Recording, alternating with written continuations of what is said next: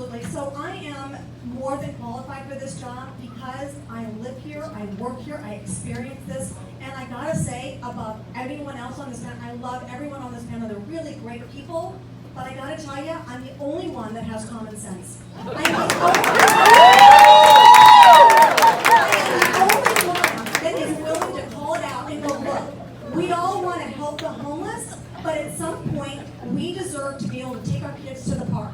My mother is confined to a wheelchair, and can I tell you, she also has a mental disability, so can I tell you, wheeling her through feces and urine and then having her touch those wheels and then pick up her food, you know what?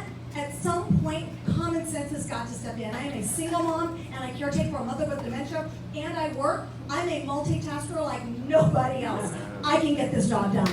I've read that Proposition 47 turned drug possession into a misdemeanor, and SB 640 ended involuntary commitment of people. So I don't understand how affordable housing is going to fix this problem. It seems to me that affordable housing, I don't see how this would fix this. You're just increasing the problem by inviting more people to California, where our laws are not prosecuting the drug addiction, and we aren't able to commit people who have psychiatric problems. So that's my question. How is affordable? That's not fair to the homeowner. That's can't take care of themselves. In answer to your question directly, our current programs absolutely do not address the issue. That is the problem. That is why we are seeing this problem explode. So all along the last 4 years, David has been saying that the mentally ill and addiction problem amongst the homeless is somewhere between 20 to 25%. I have said since day one, because I have common sense, that it was way higher than that. Now, when I speak to care providers, they tell me it's somewhere between 80 to 85%. Again, Andy Bayless from the Union Rescue Mission says that number is at 100%. So we have a system designed for people for a 20% population, when in reality, it's almost a 90% problem. I can tell you, with dealing with a mother with dementia, she will look you in your face and say, I don't know what you're doing. I've been doing that all my life. I don't need your help. She cannot feed herself. So putting a roof over her house will not cure that. We absolutely must implement programs of accountability that provide the targeted service and care that people really, genuinely need. Okay. Woo!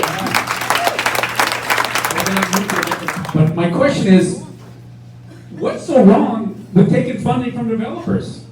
So the problem with taking developer donations is because it certainly is a conflict of interest then, right? And if they have a project that's coming up in your neighborhood, and the neighborhood's not exactly on board with it, but it goes through, well, look, we all know that politics has a dirty name, right? So if we can do one step in between us to make that a little cleaner, then we need to do that. And I will go, Matt, say that, you know, when we first did our candidate forum, this question was posed to us again, like, do you accept money from developers? I was at the time the only candidate that said, not only am I not accepting money from developers, I would like to see donations from developers and from all of you done away with. We already have a matching funds program that gives candidates money, so they should make the qualifying process a little bit more difficult and then give those matching funds, which will not increase your taxes. It's a system that's already in place. Give each candidate the same amount of money, even the playing field, and then that way you get representation and you're not paying for it twice. You pay taxes for representation. Why should you pay to get a candidate up here?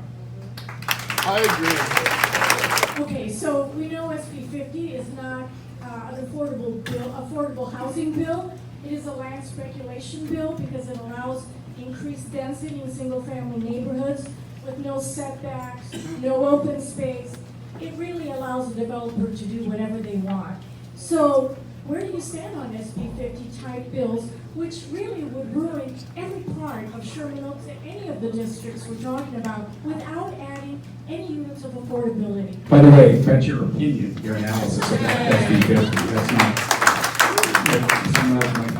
Developers, it is a developer's dream bill. It does not benefit any one of you here. I avidly, I wrote letters, I called, I posted, I talked to Maria, I called anybody I could and said stop that. Because just because we're not coming up with something here does not mean that we just hand it over to Sacramento and go, then you take care of it for us. And this thing about, well, it would give us 2 years to come up with our own plan. What happens at the end of that 2 years? Then we could submit and they go, nope. At the end of the 2 years, they put through whatever they want. And by the way, it takes about about 2 years to get a bill put through anyway. So if we submitted something, it would take 2 years for it to pass, and then they would refuse it and come here and do anything they wanted. No, we need to maintain local control over what happens in our community and in our neighborhoods. End of story.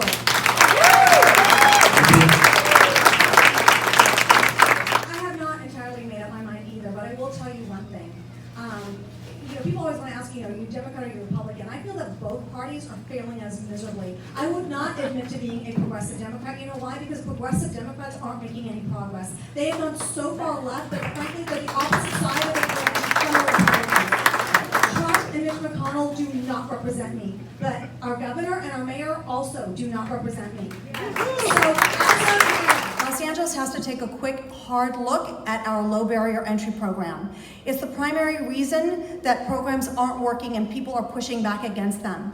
We absolutely must implement programs of accountability, and we have to ensure that every program that is implemented provides the surrounding communities with the restored safety, security, and cleanliness that they deserve. That if we were to encourage only one person to add somebody into their car in a carpool, just add one person into your car and carpool, it actually is more effective than bus service. And it makes it actually on par with transit. And here's the good part. It doesn't cost the taxpayers billions of dollars in order to accomplish that. And it doesn't actually increase our carbon footprint while we're implementing. Our city as a whole needs to aggressively pursue making certain that all of our sidewalks and all of our public areas are available with ease and comfort to people that have disabilities. Right now, I know we're all talking about getting people out of their cars, but we are not there yet. We have to give, if we're going to also support our local businesses, we have to make certain that people have the ability to get there, to shop there, and when they do shop there, that they can carry those purchases back home.